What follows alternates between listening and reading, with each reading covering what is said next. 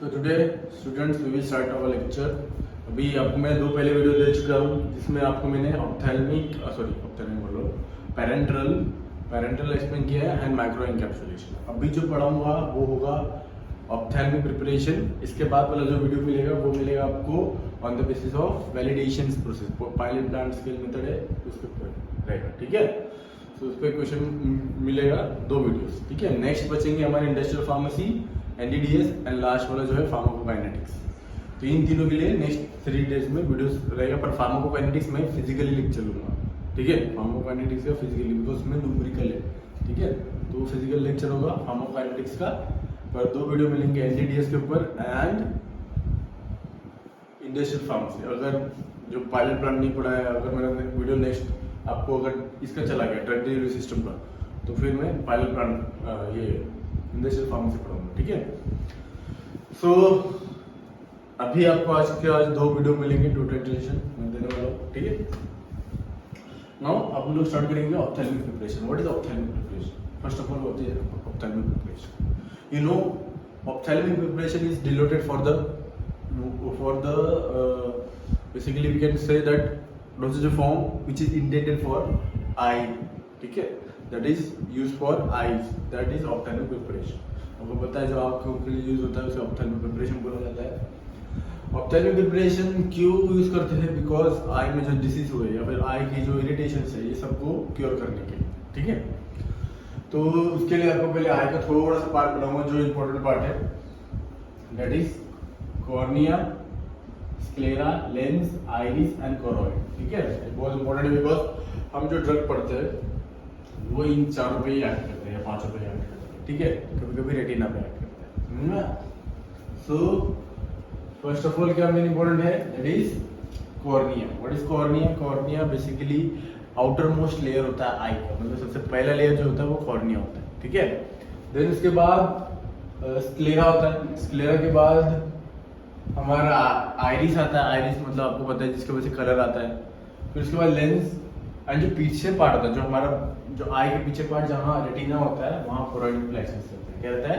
Choroid plexus. ठीक है, सो ये आपको थोड़ा सा एनाटॉमी समझना पड़ेगा, देन आपको ड्रग समझेगा क्योंकि इसके ऊपर ही ऐड करने वाले ड्रग्स है. तो first of all important thing है वो है एब्जॉर्प्शन. हमारे आई में एब्जॉर्प्शन के लिए कितनी डिफिकल्टियाँ होती है? क्यों? बिकॉज आपको पता है आई में सबसे ज़्यादा टीयर्स डेवलप होते हैं, मतलब आंसू आते हैं, ब्लिंकिंग होता है कंटिन्यूसली अपने आई का. अभी आपने अगर कोई स्किन पे लगाया जाए कोई प्रोडक्ट तो स्किन पे वो ज़्यादा टाइम तक रह सकता है. बट अगर हमने वही चीज़ आंखों में लगाया तो आंखों से टीयर निकलता है. देन उसके बाद अगर आप ब्लिंक होंगे तो फैल जाता है. तो ऐसा ना हो, दैट्स व्हाई हमें फैक्टर्स पहले पढ़ने पड़ते हैं. That is factor affecting drug availability. इसमें आता है blinking reflexes, volume of tears, low corneal permeability, मतलब हमारे कॉर्निया को ही पार नहीं कर पाता हमारा ड्रग. समझ में आया?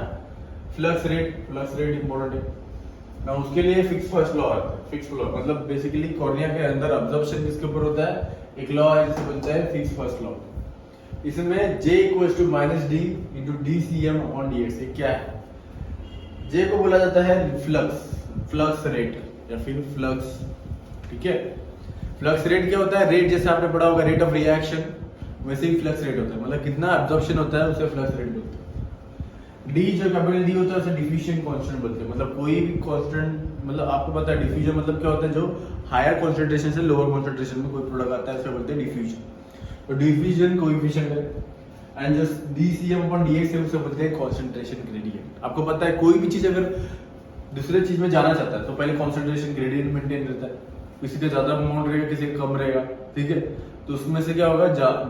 तो basically the concentration part which having more concentration the particle will transfer from the particle that part to the lower concentration part. ठीक है, जहाँ हाई कॉन्सेंट्रेशन रहेगा वहां से लो कॉन्सेंट्रेशन में जाता है. ये आपको पता है डिफ्यूजन. उसके लिए तो कॉन्सेंट्रेशन ग्रेडियंट चाहिए. तो मतलब ये फॉलो करेगा जब हमारा ड्रग, तब इजीली एब्जॉर्प्शन हो सकता है हमारे ड्रग का इनटू अ कॉर्निया. समझ में आया? देन आपको पता है पुअर बायोअवेलेबिलिटी के रीजंस क्या क्या है? पहली बात तो एनाटॉमी ऑफ आई. आई का एनाटॉमी आपको पता है बहुत सारे लेयर्स होते हैं. फिर आई बहुत टीयर से भरा होता है, मतलब उसमें लैक्रिमल फ्लूइड ज्यादा होता है. देन उसके बाद प्रोडक्टिव मैकेनिज्म, जैसे कि ब्लिंकिंग, रिफ्लेक्स लैक्रिमेशन, नासोफैरिंजियल ड्रेनेज, मतलब आपको पता है ये सब चीजें हुई रहती है। ब्लिंकिंग तो आपको पता है आँख बंद चलो होता है। देन रिफ्लेक्स लैक्रिमेशन मतलब अगर कुछ आँख में चीज जाती है तो फटाक से पानी आता है ना, that is reflex lacrimation. Nasolacrimal drainage मतलब क्या, कभी कभी क्या होता है जब प्रोडक्ट हम अप्लाई करते हैं तो हमारे ये जो पूरा चीज है ना, ये पूरा जॉइंट होता है, तो यहाँ लगाने की वजह से यहाँ से पानी निकलना, ड्रेनेज पूरा चीजें मतलब पूरा आँख और नाक जो बोलते हैं ना साथ में काम हो जाता है, ड्रेनेज, तो उसे बोलते हैं nasolacrimal drainage. The anatomy of eye is very most important, that is barrier for properties, barrier properties रहता है for oral blood। समझ में आया, ये रीजंस है जो आपको पहले पढ़ने हैं। देन आता है सेफ्टी कंसिडरेशन, मतलब सेफ्टी में क्या क्या चीजें इंपॉर्टेंट है। सेफ्टी में पहले बात है स्टेरिलिटी इंपॉर्टेंट है, आपको पता है ऑप्थेल्मिक प्रिपरेशन की स्टेरिलिटी होनी चाहिए। Why? Because ophthalmic preparation I में ऐड करने वाले अगर कोई माइक्रो ऑर्गेनिज्म रहेगा तो इजीली हमारा आई उस माइक्रो ऑर्गेनिज्म की वजह से इफेक्ट हो सकता है। तो दैट्स व्हाई स्टरलाइजेशन करना है। 3 तरह का स्टरलाइजेशन होता है, एक होता है मेम्ब्रेन फिल्ट्रेशन, एक होता है ऑटोक्लेव, एक होता है गैस स्टरलाइजेशन। अब मेम्ब्रेन फिल्ट्रेशन यूज करते हैं पर ये सस्पेंशन के लिए नहीं यूज हो सकता है, आपको पता है अगर ये सस्पेंशन में यूज कर ले तो पार्टिकल ऊपर रह जाएंगे, पानी नीचे रह जाएगा। That's why membrane filtration use नहीं होता for suspension. Then heat level drug जो रहेंगे वो ड्रग के लिए यूज नहीं कर सकते हम लोग ऑटोक्लेव, और प्लास्टिक कंटेनर्स के लिए, प्लास्टिक कंटेनर के लिए भी यूज नहीं कर सकते क्योंकि वो हीट की वजह से पिघल सकते हैं। That's then ocular toxicity and irritation, वो भी चेक करना रहता है, उसके लिए हम लोग अल्बिनो रैबिड यूज करते हैं जिसके आंखों पे हम लोग अप्लाई करते हैं ऑइंटमेंट्स, ठीक है। देन प्रिजर्वेशन के लिए एंटी माइक्रोबियल एजेंट्स डालना पड़ता है, बिकॉज माइक्रो ऑर्गेनिज्म के ऊपर ही मारने के लिए हम बना रहे ड्रग और उसी में ही माइक्रो ऑर्गेनिज्म रहेगा तो फिर तो इजीली हमारा खराब होगा ना। दैट्स व्हाई प्रिजर्वेशन इंपॉर्टेंट है। तो this 3 important parts are for the safety consideration, ठीक है।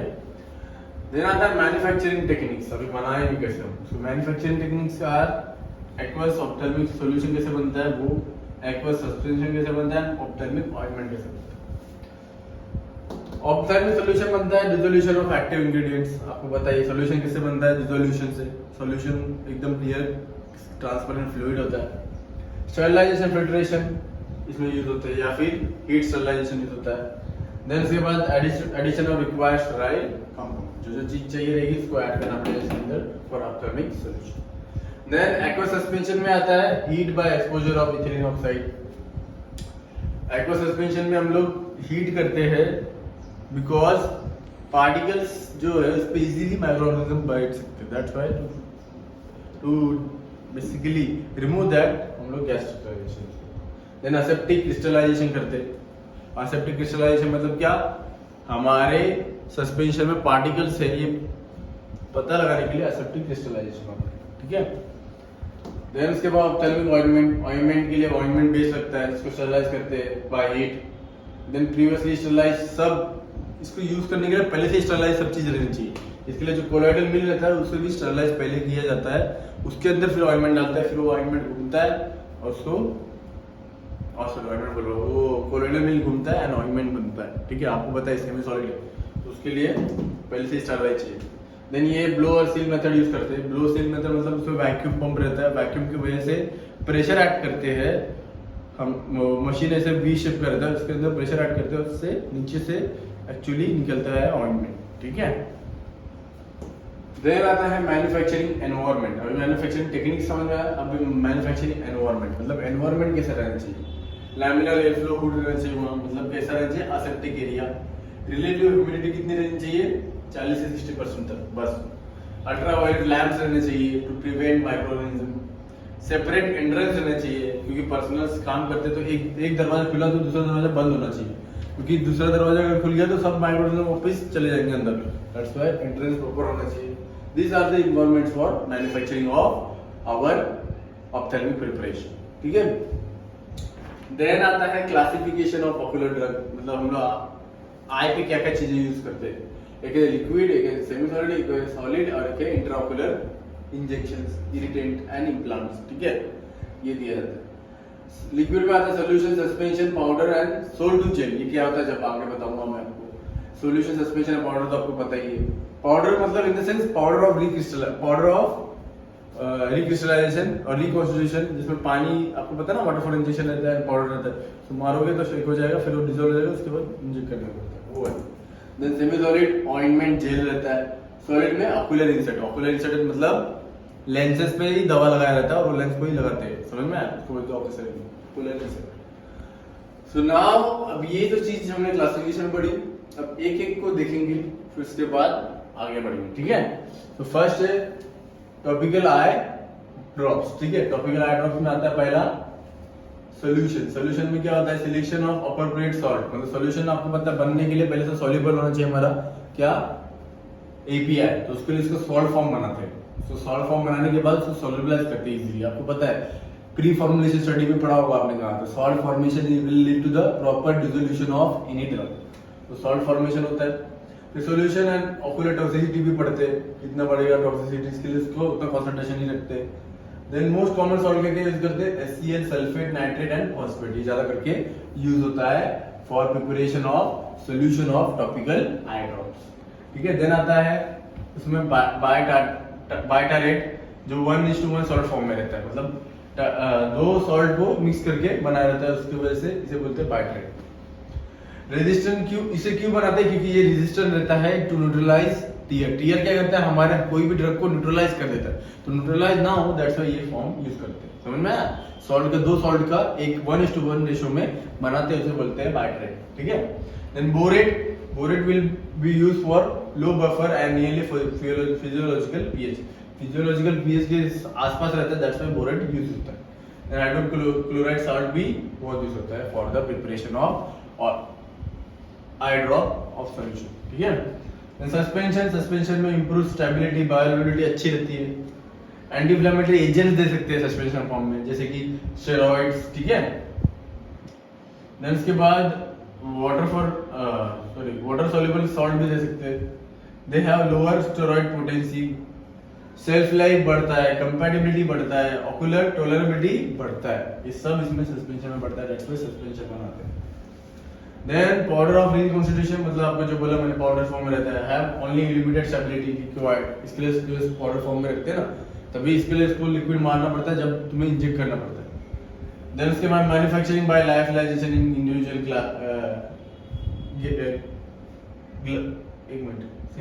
ग्लासेस, ठीक है। इंडिविजुअल ग्लासेस में बनाया रहता है लाइफलाइजेशन। लाइफलाइजेशन मतलब क्या, एक बेड बनाते हैं, बेड के नीचे से वैक्यूम मारते हैं, वैक्यूम से उसका मॉइस्चर पूरा निकाल लेते हैं, उसे बोलते हैं लाइफलाइजेशन, समझ में। Then mannitol is used as a bulking agent mannitol use किया जाता है। देन आता है gel forming solution. Gel forming solution मतलब लिक्विड फॉर्म में रहेंगे कंटेनर में, पर जब हमारे आंखों के पानी के साथ वो मतलब लैक्रिमल फ्लूइड के साथ जब वो कांटेक्ट में आते हैं, तब वो बन जाते हैं जेल में। किसमें बन जाते हैं, जेल में, तभी इसे बोलते हैं gel forming, that's why they लिखा है टू जेल, समझ में। Vary according to the particular polymer, polymer जो भी रहेगा उसके अकॉर्डिंगली वेरी करता है, कितना ज्यादा जेल बनेगा, कितना जल्दी बनता है, कितना स्लो बनता है। इन सिटू प्रिपरेशन कैसे करते हैं, टेम्परेचर वाला पॉलीमर्स कौन से, प्लॉक्समर, ठीक है। आयनिक के लिए कैल्शियम अर्जिनेट, पीएच के लिए सेलुलोज, लाइसोजाइम के लिए xanthan गम, ठीक है। इसका एक एग्जांपल है जेल फॉर्मिंग का, दैट इज टिमोलोल मैलिएट, जो यूज होता है इंट्राओक्युलर प्रेशर को कम करना, मतलब ग्लूकोमा का ट्रीटमेंट में काम आता है, समझ में आया इतना पार्ट। अब आगे हम जो है इसके इंग्रेडिएंट क्या क्या यूज होते हैं, फिर ऑक्यूलर इंसर्ट क्या होता है वो पढ़ेंगे, ठीक है। यहाँ तक सो अभी आगे हम लोग देखेंगे इंग्रेडिएंट ऑन टॉपिकल ड्रॉप्स, क्या क्या इंग्रेडिएंट यूज करते हैं। पहला क्या है, टोनिसिटी एडजस्टर या फिर टोनिसिटी मेंटेनर, ठीक है। उसमें आता है टोनिसिटी मेंटेन करने के लिए क्या क्या जरूरी है। टोनिसिटी क्यों जरूरी है, टोनिसिटी इसलिए जरूरी है क्योंकि आपके आई का सबसे ज्यादा इरिटेशन लेवल बढ़ता है जब आपके आई में कॉन्सेंट्रेशन ड्रग का ज्यादा बढ़े, ठीक है। इसके लिए टोनिसिटी मेंटेन मतलब क्या, कॉन्सेंट्रेशन मेंटेन करना है, ठीक है। तो कॉन्सेंट्रेशन कैसे मेंटेन करेंगे, कुछ तो वो होना चाहिए लाइक मार्कर, तो इसमें मार्कर ये है इक्वल टू द 0.9% NaCl होना चाहिए, हमारा drug concentration equal to the 0.9% NaCl के जैसा रहना चाहिए, ठीक है। इसमें कौन कौन से टोनिसिटी एडजस्टर यूज करते हैं, NaCl, KCl, dextrose and glycerine, remember that. इसमें 0.7 to 1.5 तक चल जाता है, NaCl तक कॉन्सेंट्रेशन चल जाता है, for maintaining the tonicity. Next है पीएच एडजस्टर या फिर पीएच मेंटेन, ठीक है। पीएच मेंटेन करना है 7.4 बिकॉज आई का पीएच कितना है 7.4, दैट्स ऑल। उसका शेल्फ लाइफ बढ़ जाता है अगर पीएच मेंटेन करेंगे। इसमें दो पीएच मेंटेनेंस यूज करते हैं, जैसे boric acid and phosphate buffer, ठीक है। बोरिक एसिड जब यूज करते हैं जब हमें बिलो 5 के पीएच का कोई कंपाउंड डालना है, फॉस्फेट जब 5.9 टू 8 के पीएच का। देन स्टेबलाइजर्स ऐड करते हैं to maintain stability and decrease the rate of decomposition, मतलब ड्रग डिटोरिएट ना हो जाता। इसमें एंटीऑक्सीडेंट यूज करते हैं, जिसका एग्जांपल है सोडियम बाइसल्फाइड, ठीक है। देन सर्फैक्टेंट ऐड करते हैं। सर्फैक्टेंट देखो ये दिख रहा होगा तो आपको लग रहा होगा कि ये अनआयोनिक यूज करते हैं, नहीं, हम नॉन आयोनिक को सर्फैक्टेंट यूज करते हैं। कौन सा यूज करते हैं? Non ionic. ये है टॉक्सिसिटी का क्या बोल सकते हैं, इंक्रीजिंग ऑर्डर है, ठीक है। सबसे ज्यादा टॉक्सिक कौन सा है? एनियोनिक, फिर कैटायोनिक, सबसे कम क्या है? Non ionic. That's why non ionic surfactant ज्यादा यूज किया जाता है। नॉन आयोनिक सर्फैक्टेंट में एग्जांपल है पॉलीसॉर्बेट 220 एंड 80। देन विस्कोसिटी भी मेंटेन करनी पड़ेगी बिकॉज हमें थोड़ी देर तक तो रखना पड़ेगा ना product into the eye. That's why viscosity maintain करता है polyvinyl alcohol, methyl cellulose and HPMC, hydroxy propoxy methyl cellulose, ठीक है। देन उसके बाद प्रिजर्वेटिव्स फॉर मेंटेनिंग क्या बोल सकते हैं, ड्रग की जो मेन फंक्शन है वो मेंटेन करने के लिए रहते हैं preservative and concentration micro organism growth no. इसमें आता है कैटायोनिक वेटिंग एजेंट यूज कर सकते हैं या फिर ऑर्गेनिक मर्क्यूरियल्स, ठीक है। और भी 3-4 आप इतने याद रखो, मेन याद रखिएगा। अल्कोहल्स भी यूज करते हैं as a preservative. Then vehicle में ज्यादा करके वाटर व्हीकल रहता है। अगर ऑयल है तो वो वेजिटेबल ऑयल रहते हैं, जैसे कि olive oil, castor oil and sesame oil, ठीक है। ये 3 ऑयल यूज करते हैं for the vehicle purpose. Then packaging होता है ग्लास कंटेनर में, कभी भी याद रखना किसका?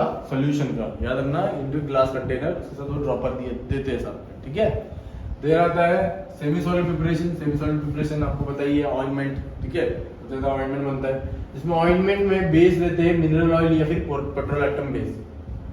पैकेजिंग इसका कैसे होता है? अब इसमें बेस है, इसका पेट्रोलैक्टम बेस है because to maintain ointment. Ointment कहाँ क्यों बनाया जाता है? बिकॉज उसका विस्कोसिटी सबसे ज्यादा है, वेरी गुड, सबसे ज्यादा विस्कोसिटी है। देन उसके बाद वो इजीली हमारे आई में रह सकता है। देन उसके बाद पैकेजिंग के लिए स्मॉल कोलैप्सिंग ट्यूब यूज करते हैं, एल्यूमिनियम ट्यूब यूज करते हैं, प्लास्टिक ट्यूब यूज करते हैं, जो बना हुआ होगा लो डेंसिटी पॉलीइथिलीन से, समझ में आया?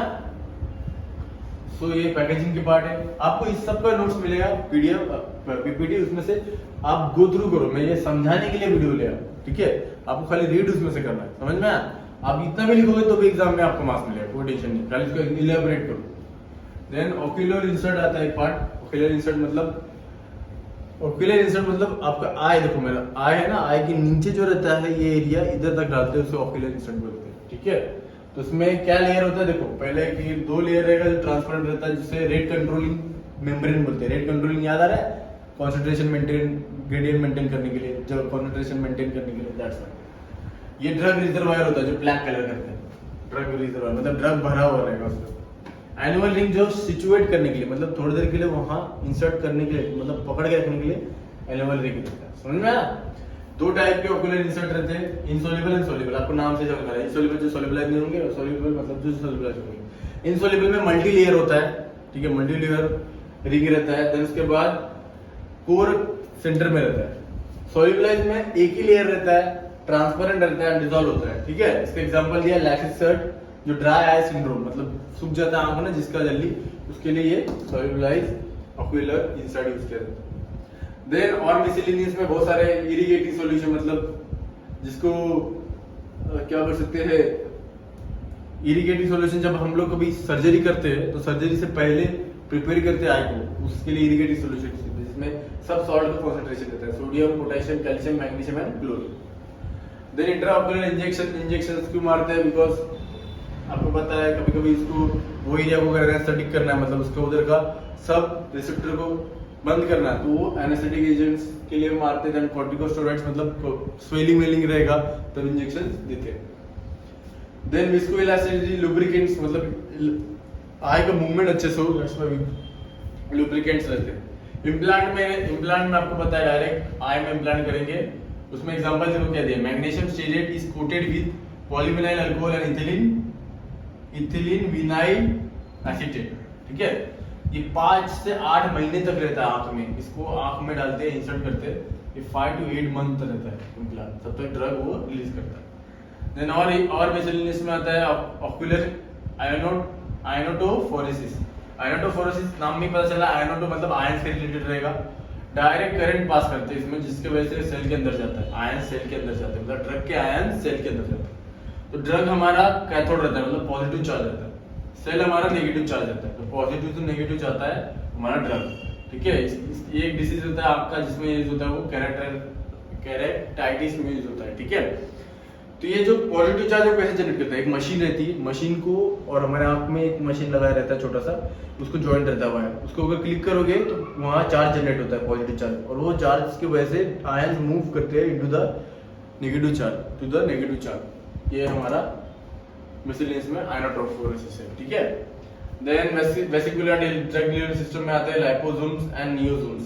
लाइपोसोम्स जो फॉस्फोलिपिड्स की वजह से बना रहता है, नियोसोम्स जो सर्फेक्टेंट आयनिक या नॉन आयनिक सर्फेक्टेंट से। देन कॉन्टैक्ट लेंसेज जिसमें हार्ड एंड सॉफ्ट लेंसेज रहते हैं, जिसमें ड्रग इंजेक्ट करते हैं जो आंख में डायरेक्ट लगाते हैं ऑन द आईज, ठीक है। तो these are the ophthalmic preparation which we have studied.